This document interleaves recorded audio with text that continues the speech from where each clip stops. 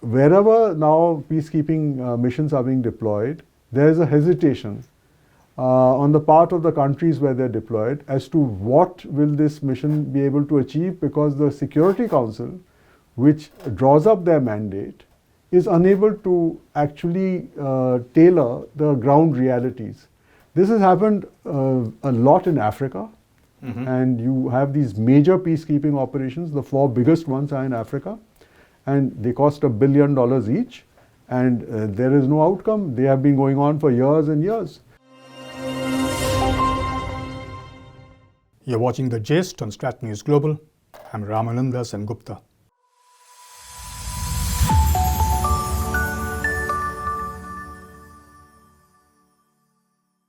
Our very special guest today is Ambassador Asoke Mukerji, who retired after 37 years in the IFS as India's ambassador and permanent representative to the UN in New York. He has a rich experience in different aspects of multilateral diplomacy, and he feels that the challenges facing multilateralism are due to an ineffective UN Security Council, and that these are a direct threat to India's core interests. He therefore advocates reviewing the process of the UN Charter to recommend how multilateralism can be reformed to serve India better. Thank you so much for joining us, sir. It's a delight to have you with us. I've been looking forward to talking to you about this. Thank you. Let's start right from the beginning. When it comes to things like we're talking multilateralism, one of the biggest outfits is the UN when we talk about multilateralism. Conventional sort of wisdom, or whatever you want to call it, is that we missed out on getting a veto thing because Nehru said no, we'd rather give it to China. How accurate is that? Well, I think in historical terms, the veto was negotiated in February 1945. It was a thought of President Roosevelt of the United States. He offered it to the Soviet Union and the UK at a conference in Yalta. So it was not part of the UN Charter when it got into shape. Okay. And when the United States invited countries to come to San Francisco from April to June 1945 to negotiate the charter, the letter of invitation made the veto provision a precondition, which meant that delegations were not expected to question it. Okay. But in the negotiations that took place, at least 2 delegations are on record for questioning the need for a veto when the rest of the UN Charter follows the principle of democracy, one country, one vote. Right. And in order to get the Charter signed by everybody, the permanent members who had the veto offered a provision in the Charter that in 10 years' time, the Charter would be reviewed. Okay. And in 1946, January, when the UN started meeting for its first session, India made a statement. It was made by Sir Ramaswamy Mudalia, who had signed the UN Charter for India and who had negotiated the Charter. And he said that India had opposed the veto, but because there was this provision of having a review in 10 years' time, India looked forward to the review when the big countries which had demanded and got the veto would see that there was no need to have the veto. Okay. So that was the background. And the veto was extended by these 3 countries to China and France, so that all 5 permanent members who selected themselves as permanent members, they were not elected by the General Assembly. They were identified on the basis of their bilateral interaction. And so therefore China, which was the Republic of China, led by Chiang Kai-shek, got the veto, along with France, represented by Charles de Gaulle. And the Republic of China had the veto until China's seat got changed in October 1971. And Republic of China was replaced by the People's Republic, Communist China. And since 1971 October, Communist China has the veto. Right. And it's interesting that the first time Communist China used the veto was in August 1972 to prevent Bangladesh from becoming a member of the United Nations. Oh, Yes. okay. So I think that to go into history is interesting, but I think the facts show that there was really no role for an independent India in terms of the veto. Okay. So the position of India on the veto has been clear after independence. We have opposed the veto, and we have called for review. But when the review did not happen by 1955, when it was due, then we proceeded on another track of expanding the representation of newly independent developing countries in the Security Council. And we succeeded in 1963 in a resolution which was moved by the General Assembly to amend the Charter, and 4 more seats were added to the Security Council. Okay. And all 4 were developing countries. But by 1979, experience showed that elected members were not able to influence the decisions of the Security Council because of the veto power. Right. And therefore, in 1979, India and a group of 9 other countries tabled an item on the UN General Assembly agenda for equal participation and representation in the Security Council. And since 1979, that has not happened. That's been a long time. Yes. Why? What were the main reasons for it not happening?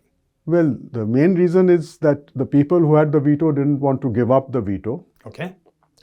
And nor did they have to account to anybody under the Charter for why they were putting their veto. In the first stages of the United Nations, the veto was used the maximum number of times by the Soviet Union to block the application of countries to become members of the United Nations, because they felt that the newly independent former colonial countries would side with their former colonial powers, France and UK, and they did not want a majority in the General Assembly to vote one country, one vote with France and the UK. But by 1960, the Soviet Union recalibrated its strategy and stopped using its veto for blocking new members, and agreed to a resolution in the General Assembly called the Decolonization Resolution, which opened the gates for a lot of countries to join without any veto restraint. And that was the reason why in 1963 the Charter was amended. And having amended the Charter and having got the newly elected members in the Security Council, the new reality faced by the permanent 5 members was that the new elected members who were from developing countries had their own priorities from the United Nations. And their priority was to get development in a peaceful and secure manner. Okay. And from 1964 onwards, this focus shifted to development as being the main agenda of the United Nations system. And in 2015, so it took another long period, when the UN adopted Agenda 2030 with its SDGs, Right. the concept of development became the central agenda of the United Nations. But Agenda 2030 says that peace, security, and development are interlinked. So today, when countries of the global south, the developing countries, want to reform the United Nations and the Security Council to bring in this perspective, which is agreed to, the interlinkage between peace, security, and development, there is resistance to reforming the Security Council. So even developing countries are not able to get their own say into the system, and that's because of the Charter. And that's why the Charter needs to be looked at. So where are we now in terms of reforming the Charter? Are we making any headway in terms of, are we chipping away at it in some way, or how does it work? Well, the Charter reforms took place in 1963. Right. And then in 1971, there was a reform to expand the number of developing countries in the Economic and Social Council. The Council is the body which mandated the development process, and the goals and everything came up through the Economic and Social Council. A bit of the work happened in the human rights area, which was done by the Economic and Social Council. They mandated conventions on human rights issues like outlawing genocide, etc. But on the core peace and security issues, there was no outcome, basically because the General Assembly's decisions are recommendations. They are not mandatory. And therefore, even if a recommendation on peace and security was adopted under a General Assembly Uniting for Peace resolution, it was not implemented because there was no requirement in the Charter to implement it. So faced with this situation in April 2023, that's a year and a half ago, or 2 years ago almost, a high-level advisory group appointed by the Secretary General of the United Nations tabled a report in which they specifically said that the UN has to consider convening a charter review conference to reform the Security Council. And this proposal, which was in the report, was the main stumbling block in the recent negotiations for the Summit on the Future of the UN, which took place in September last year, and which had a document called the Pact for the Future, which was the outcome document of that summit. And those of us who follow these negotiations knew that it was the permanent members of the Security Council who refused to have any reference to a charter review conference, although it had been recommended by the Secretary General's high-level advisory body. And therefore, when the pact was adopted, there was no reference at all to the charter review. So where do we go from there to the issue of how to review the charter? I think that we need to look at the next milestone in multilateral processes, which is always linked with anniversaries. So in September 2025 is the 80th anniversary of the United Nations.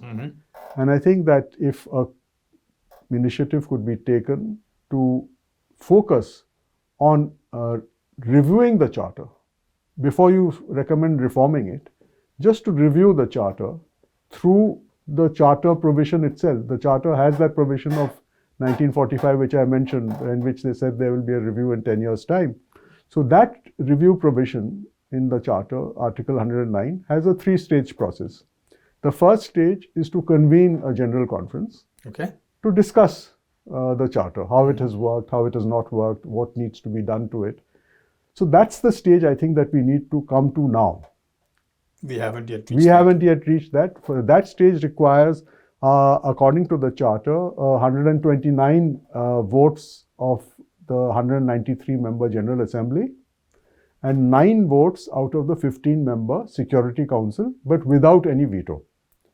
So it's a simple vote. And I think that given the acknowledgement, even in the Pact for the Future, that development is the central agenda of the United Nations, we should be able to get these 129 votes in the General Assembly and 9 votes in the Security Council. But someone has to take the initiative.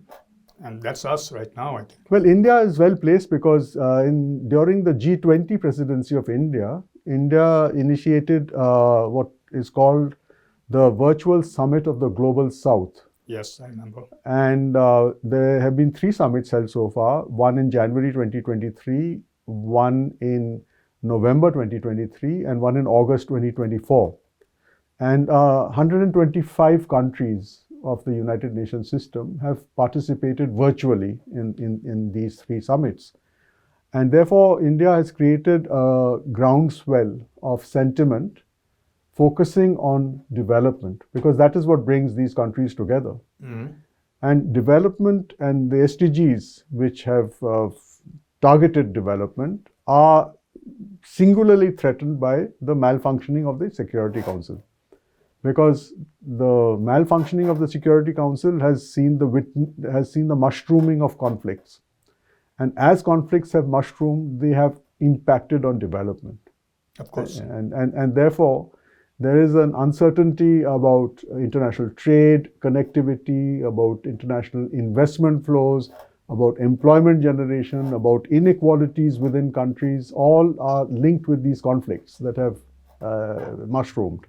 And therefore, the Voice of the Global South platform is an appropriate platform to call for the first stage of the charter review, which is to have a general conference. But you spoke about conflict.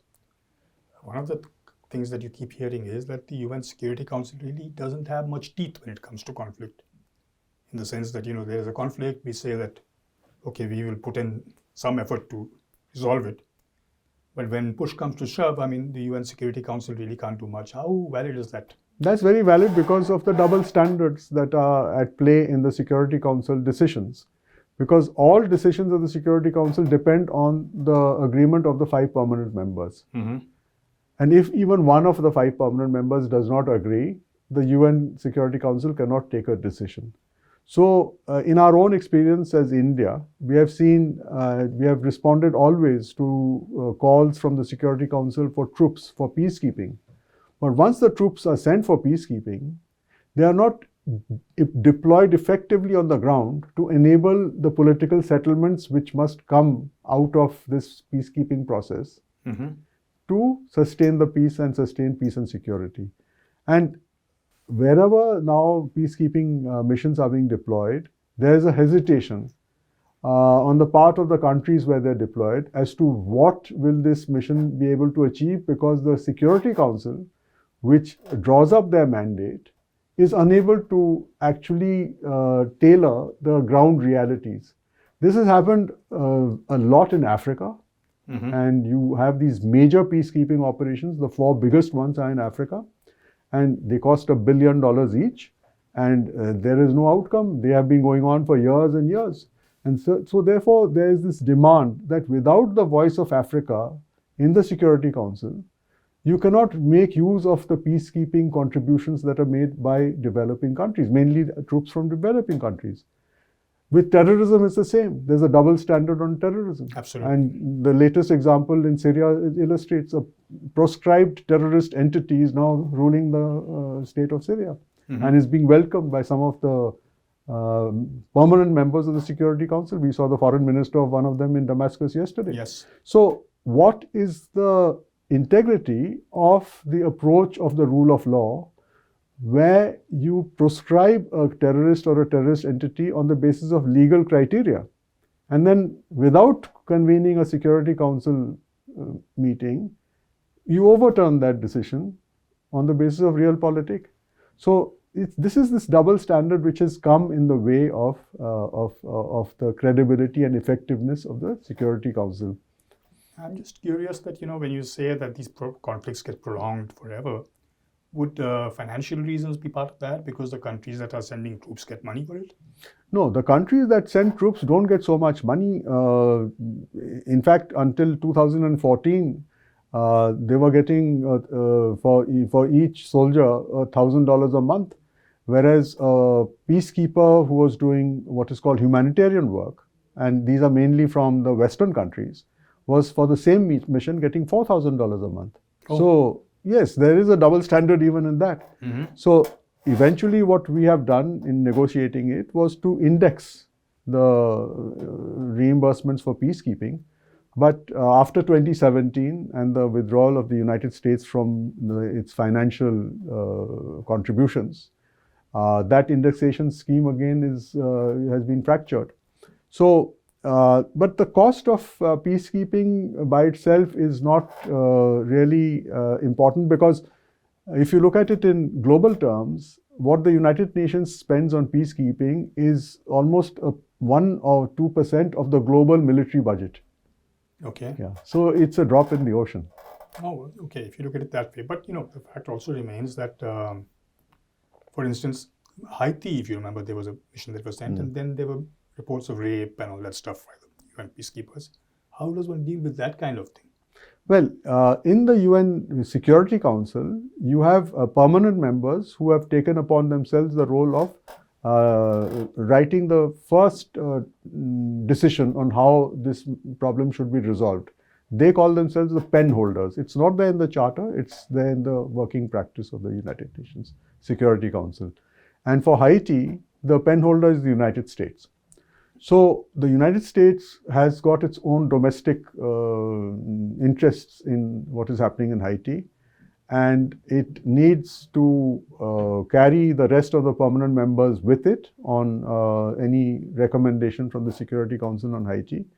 And the views of a large majority of the countries in the Western Hemisphere where Haiti is located are not taken into account, because although the Charter has an Article 44, which requires the Security Council to consult directly with countries that are contributing troops, in effect, the troop contributing countries have never had direct consultations with the permanent members of the Security Council who take the decisions.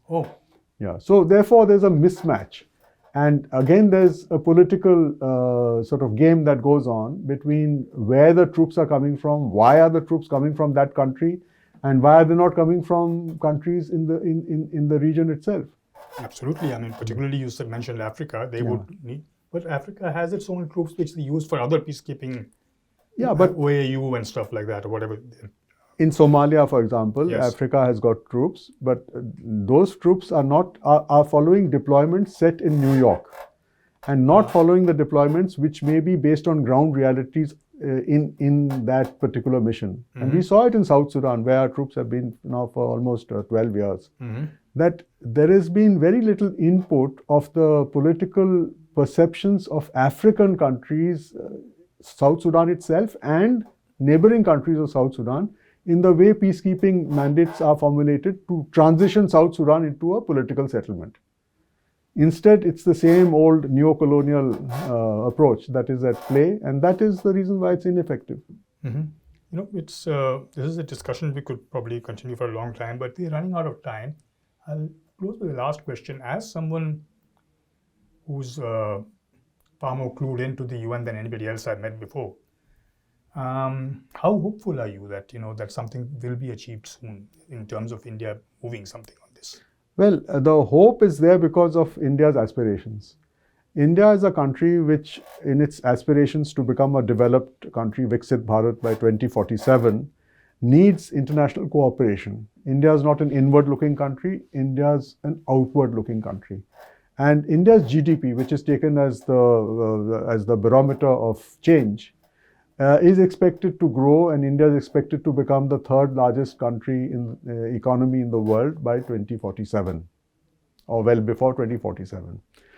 When you look at how India's GDP is created, you come to the statistic that 50% of India's GDP is from international trade of India. Okay. So if the world is fracturing and conflicts are growing, that is impacting on international trade. It is impacting directly on India's own aspirations. Of course. So therefore, India has to take the lead, and not only articulate the lead, but also provide the resources, to deploy the resources to bring about this recommitment to international cooperation. Because if we do not subscribe to international cooperation, then we ourselves shoot ourselves in the feet in terms of our aspirations. Because we are not, as I said, inward-looking country. We are an outward-looking country. So are we doing that? Yes, I think incrementally we are doing that. Probably the need today is to do it in a much faster and more visible way. And that probably requires a different approach, which may be thrust upon us because of the way the world is changing. I'll be really looking forward to the next UNGA. I mean, I think it's worth waiting to see what happens there. Well, yes, whichever way, but to manage change through dialogue is more sustainable than to manage change through reacting to events. And since the UN Charter provides for a dialogue mechanism in Article 109, a General Conference to review it, I think that we should take that opportunity to at least set in place a forum where people can talk to each other, rather than a situation like today where nobody is talking, the belligerents are not talking to each other. On that note, I think we'll close this, but one can only hope that something positive comes out of this whole discussion. Thank you so very much, sir. I think I myself have learned a lot from just hearing you. I'm sure our viewers will too. And I look forward to having you again with us. Thank you very much. Thank you. That was Ambassador Asoke Mukerji, who spent a lot of time in the IFS, one of our prominent diplomats. And he served as permanent representative to the UN in New York, apart from a lot of other things, which I guess you should read in the text below. I do hope you enjoyed this particular edition of The Gist, and I look forward to seeing you again. Don't forget to like, share, and subscribe. Till then, this is Ramananda Sengupta signing out.